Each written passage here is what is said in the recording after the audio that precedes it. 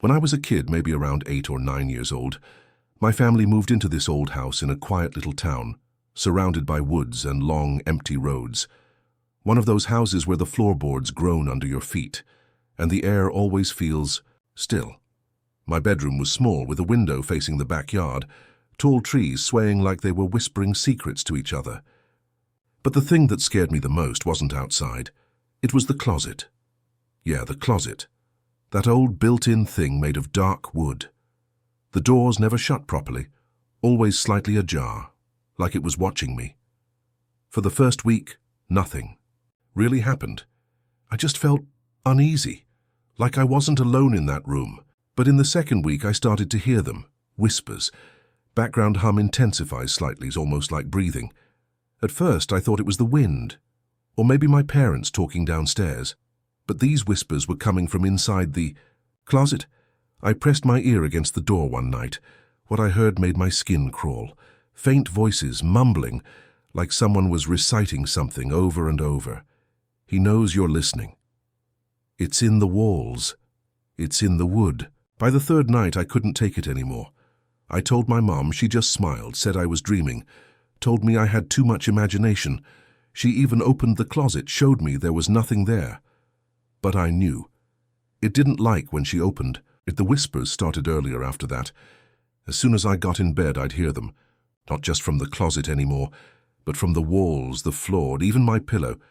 One night I built up the courage to whisper back, "Who's there?" Silence. For a moment I felt stupid. Maybe I really was imagining things. But then, clear as day, a voice answered. The house remembers. The next day I was alone in my room when the closet door slowly opened by itself. No wind, no draft. And inside, I saw something, not a person, not an animal, just a shape, a shadow, crouched, sitting in the back of the closet, watching me. I blinked. It was gone. But the cold that lingered, that was real. At this point I couldn't sleep. I was tired, scared, alone. So I decided to check the closet again, but this time more carefully. Behind the old coats and warped wooden shelves, I noticed a loose board in the back wall. I pulled it away and found a small, hidden notebook tucked inside. Yellowed pages, handwriting all over them, and drawings, doors opening into darkness, eyeless faces, and strange symbols, circles, eyes, spirals, repeated over and over, and one name scribbled again and again, J. Almeida. I showed the notebook to my dad, and that's when things started to make sense. He did some digging and found out that, years ago, the house belonged to a man named Jose Almeida, a reclusive medium. Rumor had it he used to speak to the dead. And one day, he simply vanished right there in my bedroom. After that, the whispers changed. They started saying my name over and over. Lucas. Lucas. Until one stormy night, I woke up to the closet door flung wide open and the notebook on the floor, pages flipped open by themselves and in fresh ink written like it had just been spilled. He's back, and now he sees through you.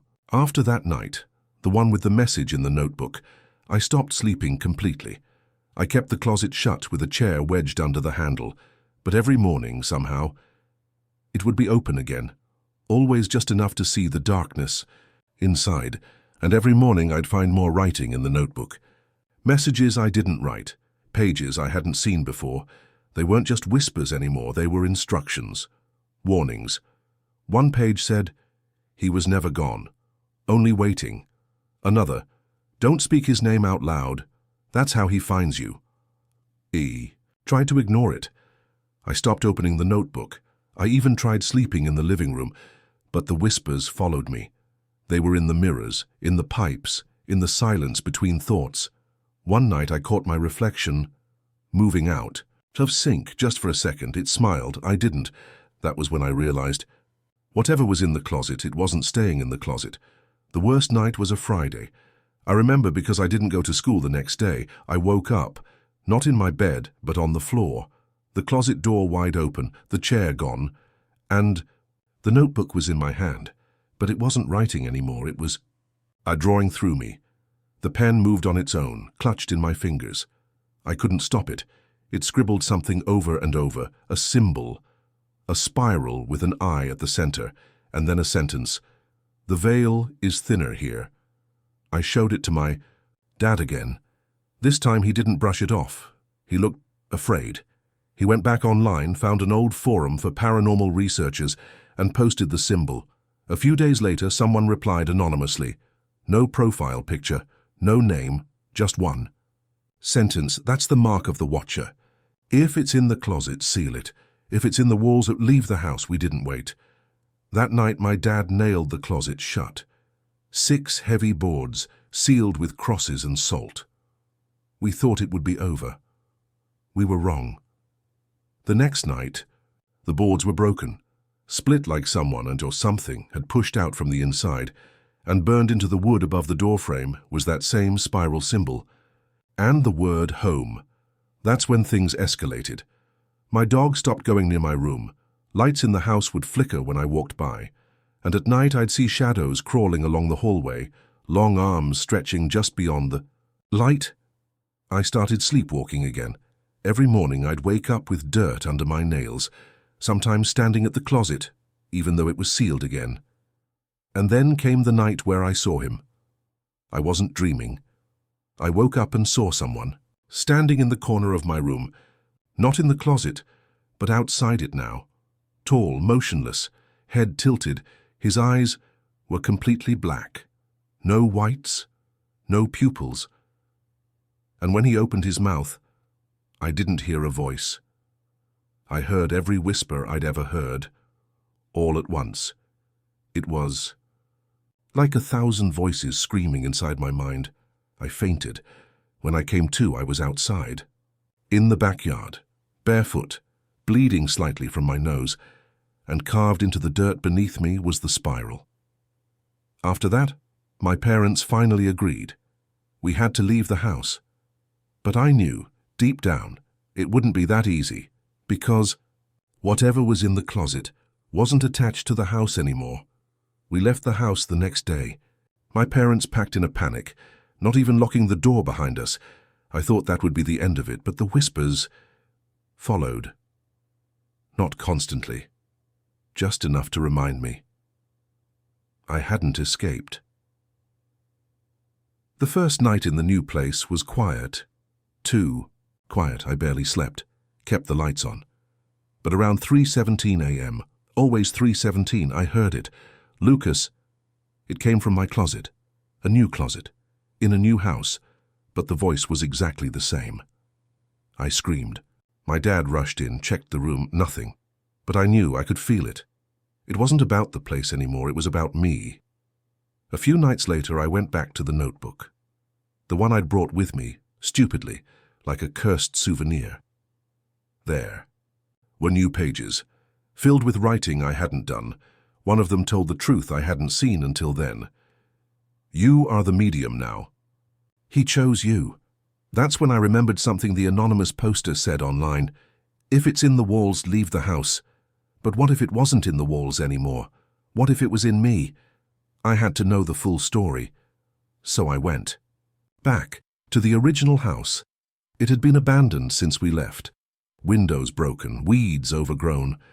But the door still creaked open like it had been waiting for me. The moment I stepped inside, I felt it. The pull. Not physical, but emotional. Like gravity, but made of memory. I walked to my old room. The boards were gone. The closet stood wide open. Inside, nothing. Just a cold, empty space until I looked closer. On the back wall, barely visible in the dark grain of the wood, was a face. Not carved, not drawn. Imprinted. Like something had pressed itself through. From the other side. Eyes wide, mouth open, screaming. Suddenly everything clicked. Jose Almeida didn't disappear. He was taken, consumed, and that mark of the spiral wasn't just a warning. It was a portal, a door. I remembered one of the drawings from the notebook, the eye inside the spiral, and beneath it, a line I had ignored until now. Only the marked may close what has been opened, so I stood inside the closet, closed the door behind me and waited. It didn't take long. The air grew colder. The walls pulsed, and then a voice. Not outside me, not around me, inside me. "Give me your eyes," I screamed, not out loud, inside. I fought it. I focused on the notebook, still in my hand. One last page had appeared, even as I stood there. A chant, a symbol to trace. With shaking fingers, I scratched it into the wood, the spiral, with a slash through the eye. And then everything exploded into silence, like a vacuum sucking the sound, the air, the presence, away. The closet shook, light flickered through the cracks, and finally, nothing. When I opened the door, it was morning. The sun was up. The house was silent, and I knew he was gone. It's been years since that day. I still have the notebook, blank now, pages clean, no whispers, but some nights, rare ones, I still dream about the closet, and sometimes I wake up at 3:17 a.m. to find the closet door slightly open.